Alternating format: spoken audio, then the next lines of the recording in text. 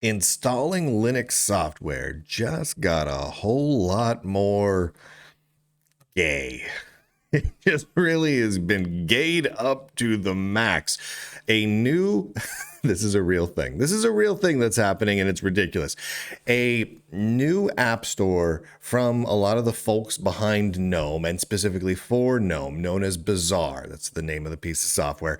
It includes an ability to change the theme of the progress bar, which displays as you're installing new software, the little percentage progress bar. But here's the fun part about that progress bar theme. It only includes themes for LGBTQ++ pride flags. So you have trans pride or lesbian pride, and this is a real thing. This is a real thing. A romantic pride, which look that one up if you had to. And you can just apply it to the progress bar for installing software. Here's a screenshot for those of you watching the video of all of the wide variety of flags that are now available to theme your App Store installer. And of course, there's mobile friendly versions and all sorts of stuff. And as you're looking through it, I want you to make careful note that there's no straight pride or country pride or pride in the good lasagna I made last night. There's nothing like that. It's just LGBT pride, and that's all. And what's really important here is you can't turn it off. It's there. It's the only theming available, and it's not optional. You're going to take it whether you like it or not. Now, Bazaar, this app store, is gaining some traction among the movers and shakers of the Linux world. We're seeing a whole bunch of podcasters and YouTubers and some of the Linux news sites just gushing over this new app store installer from the folks behind GNOME. And some Linux distributions have already decided to include it by default. A few others have packaged it already, so it's at their official repositories, and there's discussions ongoing about making this a de facto app store thing that is installed on major distributions far and wide in upcoming releases. Not all of it has happened yet, but it is this is what's down the pipe. This is what's coming in the world of installing software on Linux, because heaven knows, if you're going to install software on Linux, it's got to be as gay as humanly possible. Now, this LGBTQ pride flag progress bar was designed by Sam Hewitt, who is a user interface designer for GNOME. I believe he also works for Purism, and he's part of the Bazaar team. So there you go. That's happening. And we've seen over the last year plus a whole lot of these sorts of things where the trans pride, gay pride, etc. activism has spilled over from not just codes of conduct and blog posts about celebrating pride and these sorts of things, but actually spilled over into the actual functionality of the software that these organizations ship. GNOME has been one of the poster children for this, and this is just continuing that along with one of the more recent GNOME releases, the one that happened, I believe it was last June. They began to include non-optional, mandatory pride flags wallpaper. So you had to have wallpaper installed on your system that had trans pride flag colors and that sort of thing. And so this is sort of escalating bit by bit, where not only is some of this functionality being created, but it's being mandated and shipped whether you want it or not. So you have to have trans flags graphics on your computer no matter what you think, and you cannot have the same theming system apply to, say, an American flag or a Canadian flag, or an Italian flag, or any other sort of flag that you might want to fly. There's no option there to insert your own artwork for your theme. There's no option for third parties to add in additional themes. No, this is built in, rock solid, and unchangeable. You are going to have LGBTQ pride flags in your settings for your app store software installer under GNOME on Linux. That's just the way the future is, whether you like it or not. And it's asinine, but that's where we're at. And what's really crazy about that is I don't care if someone wants to theme their software however they want. I don't care if they want to have everything decked out in Japanese patriotic themes. Cool, go nuts.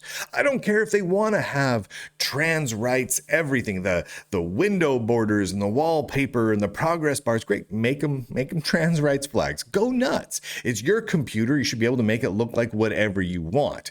But to have political activism shoved into the software in a non-optional way, where it is absolutely mandatory that you have to look at these at political activism, weird gender ideology flags, whether you agree with it or not, is insane to me. I mean, that's crazy. And what's really crazy to me about that is me pointing and saying maybe we don't need to shoehorn this sort of political activism and deviancy and fetish activism into our software is going to be portrayed as me making this political. All of these people will now attack me for saying this and saying, oh, Lunduke's making it political. He's taking a hard political stance. And all I'm doing is pointing and saying, they made it political. Look at that. And really, I would rather not have this happen at all. I would rather there just be, I don't know, a bunch of different colored themes, a bunch of different non-political theme options for a progress bar. If you need to have theme options for your progress bar, just don't make them political. Or be okay with people having whatever they want in there. But to shoehorn it in is them making the software itself political. That's ridiculous. Don't do that. You're only going to ostracize and push away a segment of your audience. And maybe that is the whole point. Maybe the whole point of this is to push people away, because they've said people within the GNOME community and with many of the Linux distributions that are already starting to embrace this particular app store have repeatedly said that they include language that would be extremely political and objectionable to a large audience as a litmus test, right? To try and make sure that they push away people who have the wrong politics. So centrists, left-leaning people, but who aren't left-leaning enough, anyone right-leaning, straight men. I guess we just want to push all those people away, according to a lot of these folks. And I think it's difficult, because now we have the world of open source and Linux software, where a lot of the people making the software are decidedly saying we want to have a division, we want segregation and discrimination, and that's kind of what we're seeing here. It is what it is. Now a bunch of people will go attack me online for noticing it. Thank you to the Lunduke Journal subscribers for allowing me to do this sort of coverage of ridiculous stuff that the software developers of the world are doing. Go over to lunduke.com. Pick up a free subscription wherever your favorite shows and whatnot come to you. Local, Substack, X, podcast RSS feed, Fountain, Spotify, iTunes, Rumble, YouTube, Facebook even. I mean, on and on and on. It's everywhere, and it's free for wherever you want to get the Lunduke Journal. But if you do want to support the work of the Lunduke Journal, go to lunduke.com, and there's a little link over there. There's actually multiple links of different places where you can go subscribe, be a paying subscriber to the Lunduke Journal, and get some fun perks like MP4 downloads, PDF ebooks, forum access, and the like. And my my heartfelt thanks. And it's all up there at lunduke.com. And right now we've got a 50% off deal going on for monthly, yearly, and lifetime subscriptions because, hey, Black Friday, buy them now before they're gone, whatever, et cetera, et cetera, et cetera. 50% off. Go grab one. Every subscription, big and small, goes to help keep the Lunduke Journal rocking and ad-free and big tech-free and able to actually talk about these things with no other tech reporting place talks about ever. So thank you for doing that. And thank you to all of the lifetime subscribers who make this possible. All the subscribers make it possible, but the lifetime subscribers who want to go up on the wall of shame, I mean the wall of honor, are up here right now. There's a few other people who have asked to be added to the wall that I haven't done yet because, as you can see, I ran out of space. I was supposed to do it by today's show, but I didn't. And that's all there is to that. But I will get you guys in there. Don't worry. I haven't forgotten you. I've got a list of people to add to this wall. So if you want to be on this wall, grab a subscription, a lifetime subscription over at lunduke.com. It's 50% off right now. And then email me and let me know you want to be added to the wall. Next time I update it, which will probably be tomorrow or the next day, you'll get added to that wall as well. And with that, ladies and gentlemen, boys and girls, nerds and nerdettes across the inner tubes, I do declare, end broadcast.